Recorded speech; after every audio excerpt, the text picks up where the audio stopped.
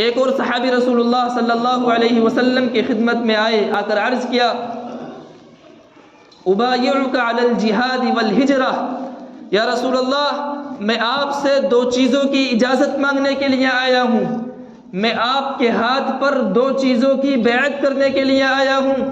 کس کس چیز کی؟ فرمایا ہجرت کی اور جہاد کی۔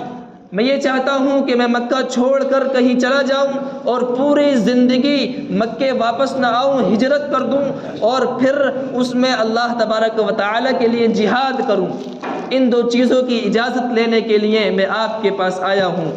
اور یہ کہا کہ جہاد کرنے کا میرا واضح مطلب یہ ہے کہ میں اللہ تبارک و تعالی کا قرب حاصل کر لوں، اللہ تبارک و تعالی کی نظروں میں نیک ہو جاؤں، اللہ تبارک و تعالی کی نظروں میں میرا اعلیٰ مقام ہو جائے۔ جہاد کرنے کا میرا مطلب یہ ہے۔ رسول اللہ صلی اللہ علیہ وسلم نے فرمایا اگر تم صرف نیکیوں کی وجہ سے اور ثواب حاصل کرنے کی وجہ سے جہاد کرنا چاہتے ہو تو یہ بتاؤ کیا تمہارے والدین زندہ ہیں؟ هل من والدیک احد حی، کہ تمہارے والدین میں سے کوئی ایک زندہ ہے؟ تو ان صحابی نے کہا نعم بل کلاہما، یا رسول اللہ ایک نہیں بلکہ میرے ماں بھی زندہ ہے، میرے والد بھی زندہ ہے، دونوں زندہ ہیں۔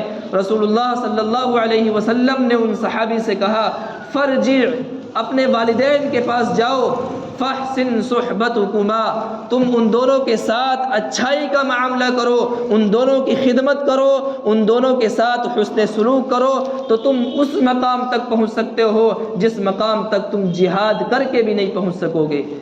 اتنی بڑی فضیلت ہے ماں باپ کی خدمت کرنا، ماں باپ کا احترام کرنا۔ آج ہمارے معاشرے سے ماں باپ کی خدمت نکل گئی ہے۔ باپ کسی کام کو کہہ دے تو سمجھتے ہیں کہ انہوں نے تو مجھے نوکر سمجھ رکھا ہے، والدہ کسی کام کو کہہ دے تو سنتے نہیں ہیں، ماں کے سامنے اونچی آواز سے بات کرتے ہیں، باپ تک کو ڈانٹ دیتے ہیں۔ باپ کسی کام کے لیے بولے تو سمجھتے ہیں کہ اس نے مجھے نوکر بنا کے رکھا ہے۔ رسول اللہ صلی اللہ علیہ وسلم نے ارشاد فرمایا کہ والدین کی رضا میں اللہ تعالیٰ کی رضا ہے اور والدین کی ناراضگی میں اللہ تبارک و تعالیٰ کی ناراضگی ہے۔ اگر تمہارے والدین تم سے ناراض ہیں تو تم چاہے جتنے سجدے کر لو، تم کتنی تہجد کی نماز پڑھ لو، تم کتنے حج کر لو، اگر والد ناراض ہے، ماں ناراض ہے، باپ ناراض ہے تو تمہاری عبادتیں کام نہیں آئیں گی۔